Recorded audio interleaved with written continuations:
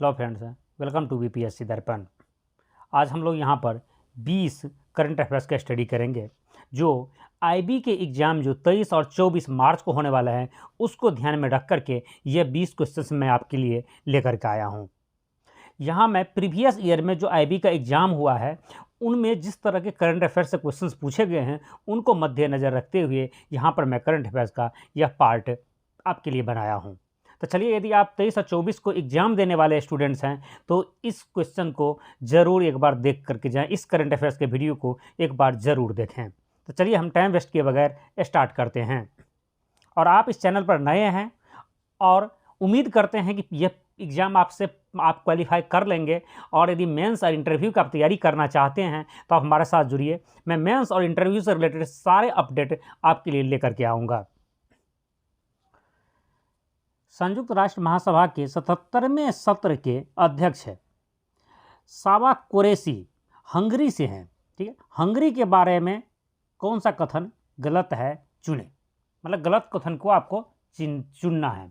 यहाँ से देखिए 2-3 क्वेश्चन आपको याद रखने वाली है। इस तरह से मैं लिखा हूँ कि संयुक्त राष्ट्र महासभा के 77वें सत्र का अध्यक्षता किया गया है साबा कुरैशी के द्वारा, जो हंगरी से हैं।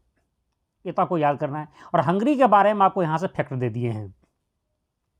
हंगरी की राजधानी बुडापेस्ट है, ये सही है। हंगरी की मुद्रा फोरिंट है, ये भी सही है।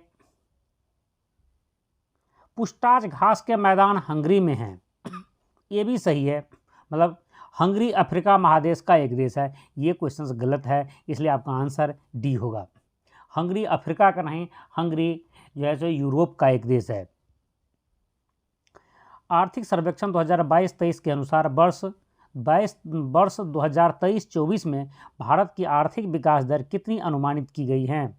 यह अनुमानित की गई हैं 6.5%।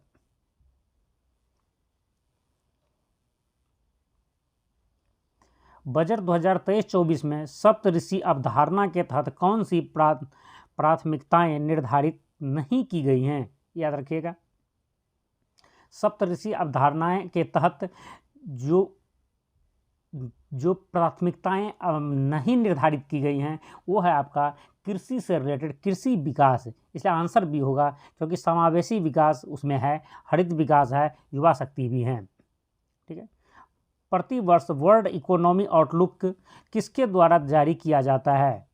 तो यह अंतर्राष्ट्रीय मुद्रा कोष IMF के द्वारा जारी किया जाता है। ऑप्शन डी आपका आंसर होगा।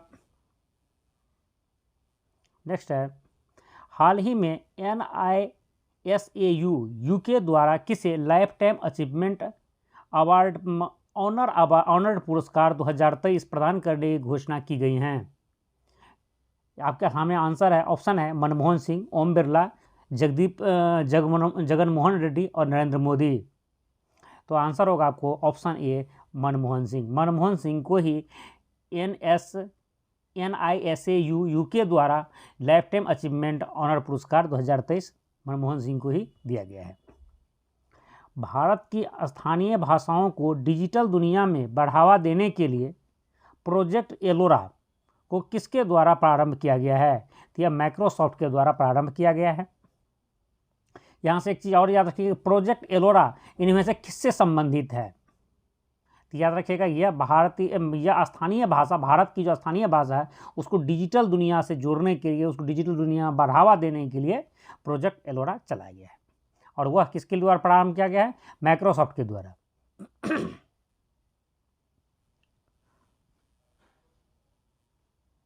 भारतीय सेना द्वारा ऑपरेशन सद्भावना का आयोजन कहाँ किया गया है? भारतीय सेना द्वारा ऑपरेशन सद्भावना का आयोजन लद्दाख में किया गया है। नेशनल बीच सॉकर चैंपियनशिप 2023 के पहले संस्करण की विजेता टीम कौन सी हैं? तो उसके जो विजेता टीम है यह है केरल। इसलिए भी याद रखिएगा, यह पहला संस्करण है, पहली बार हुआ है, इसलिए इंपॉर्टेंट बन जाता है आपके आईबी एग्जाम के पॉइंट ऑफ व्यू से। इसी टाइप के क्वेश्चंस आईबी में पिछले साल पूछे गए थे। पीछे कई एग्जाम हो चुके हैं, यदि उनके प्रीवियस पेपर आप देखे होंगे तो आपको भी शायद पता होगा। हाल ही में पहली बार मनाए गए सर्वोच्च न्यायालय के स्थापना दिवस के अवसर पर मुख्य अतिथि किसे बनाया गया है? तो पहली बार जो है सर्वोच्च न्यायालय का स्थापना दिवस मनाया गया है, जिसके लिए मुख्य अतिथि के रूप में ये आपका है सुंदरेश मेनन को बुलाया गया था, और यह भी चीफ जस्टिस है, और यह जो है सिंगापुर का चीफ जस्टिस है, ये भी याद रखेंगे आप, जिसे चीफ गेस्ट के रूप में बुलाया गया था। लद्दाख का पहला जैव विविधता विरासत स्थल किसे घोषित किया गया है? तो लद्दाख का पहला जैव विविधता स्थल घोषित किया गया है यायात्सो झील को। ऑप्शन ए आपका आंसर होगा। यूनेस्को द्वारा किसे दुनिया की पहली लिविंग हेरिटेज यूनिवर्सिटी का दर्जा प्रदान किया गया है? तो लिविंग हेरिटेज यूनिवर्सिटी का जो है दर्जा विश्व भारती विश्वविद्यालय को दिया गया है। ऑप्शन ए आपका आंसर है।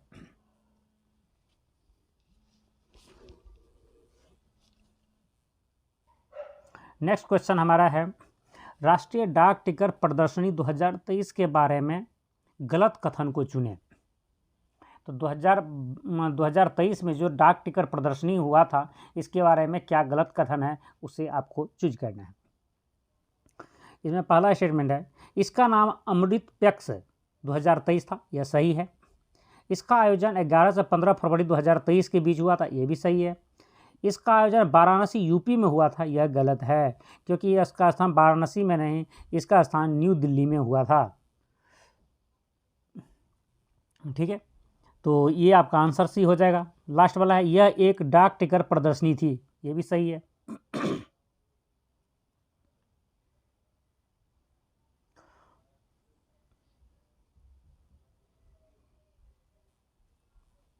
नेक्स्ट क्वेश्चन हमारा है, एशिया के सबसे बड़ी हेलीकॉप्टर निर्माण फैक्ट्री का लोकार्पण कहाँ किया गया है? यह कर्नाटक में किया गया है। संयुक्त सैन्य अभ्यास मोसी 2 2023 के बारे में गलत कथन को चुनें। तो मोसी 2 के बारे में जो गलत कथन है चुनते से, स्थानीय भाषा में मौसी का अर्थ होता है धुआं, यह भी सही है। यह एक सैन्य या स्थल सैनिक मतलब आर्मी का अभ्यास है, यह गलत है। एक्चुअली यह जो है नेवी का अभ्यास था। ठीक है, तो आंसर बी होगा आपका, बी आपका ऑप्शन आपका आंसर हो जाएगा। इसमें रूस, चीन और दक्षिण अफ्रीका भाग लिया था, यह भी सही है। इसका आयोजन दक्षिण अफ्रीका में किया गया था, यह भी सही है। मतलब मोसी 2 में रूस, चीन और दक्षिण अफ्रीका ने भाग लिया था, और इसका आयोजन दक्षिण अफ्रीका में हुआ था।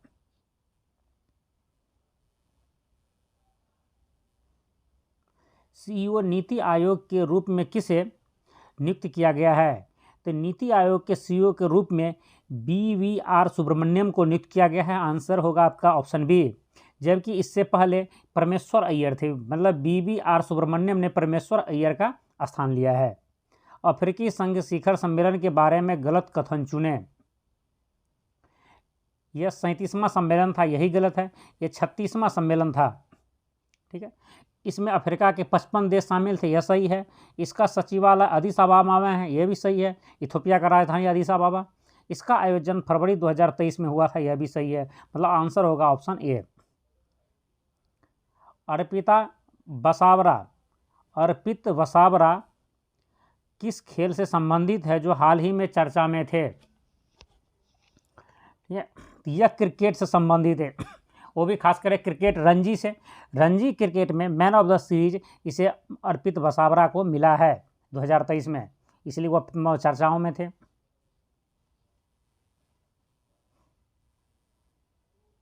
नेक्स्ट क्वेश्चन हमारा है, चूने की पेंटिंग जिससे कलर की जाती है उसका केमिकल फॉर्मूला बताएं। मतलब जिससे एक तो चूना होता है CaO, ठीक है, जो ऑप्शन यहाँ पर है। दूसरा उसमें से चुन करना है आपको जिससे पोते जाता है, पेंट किया जाता है दीवार पर, उसका केमिकल फॉर्मूला क्या है।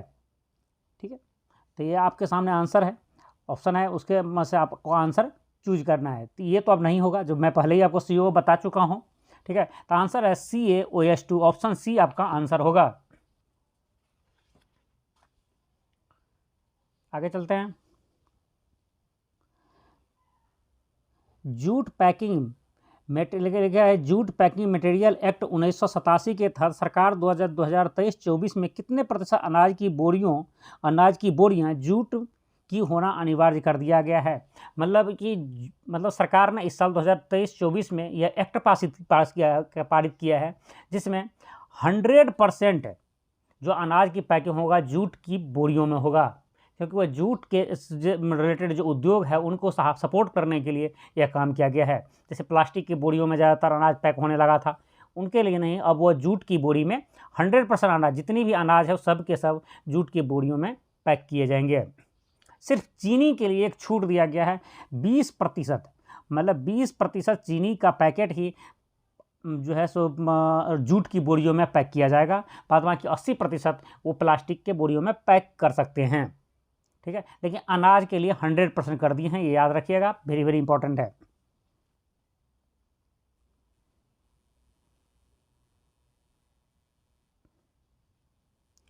करंट अफेयर का हमारा नेक्स्ट क्वेश्चन है, पीएम किसान योजना के बारे में गलत कथन चुनें।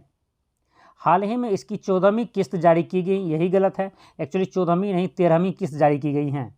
हाल ही में इसकी किस्त कर्नाटक बेलगामी से जारी की गई हैं। हाल ही में यह किस्त पीएम मोदी ने जारी किया, यह दोनों सही है। और हाल ही में 16,800 करोड़ रुपए की राशि जारी किया गया, यह भी सही है। इसलिए आंसर होगा आपको ऑप्शन ए, जहाँ 14वां किस्त की जगह था 13वां किस्त हुआ है, यही कथन गलत था। इस तरह से यह 20 क्वेश्चन जो हम आईबी एग्जाम के पॉइंट ऑफ व्यू से, आईबी का सिक्योरिटी असिस्टेंट और एमटीएस के एग्जाम 23 और 24 मार्च 2023 को होने वाला है, उसके पॉइंट ऑफ व्यू से बनाए हैं। उम्मीद करते हैं यहाँ से आपके एग्जाम में ज़रूर क्वेश्चंस मिले, और यदि आपको लगता है कि यह एग्ज़ाम आप क्वालिफाई कर सकते हैं तो आपको मेंस और जो इंटरव्यू का प्रिपरेशन होगा, इससे रिलेटेड जो भी टिप्स होगा, जो भी गाइडलाइन होगा, जो भी मदद होगा, मैं यहाँ पर फ्री ऑफ कॉस्ट आपको उपलब्ध करवाऊँगा।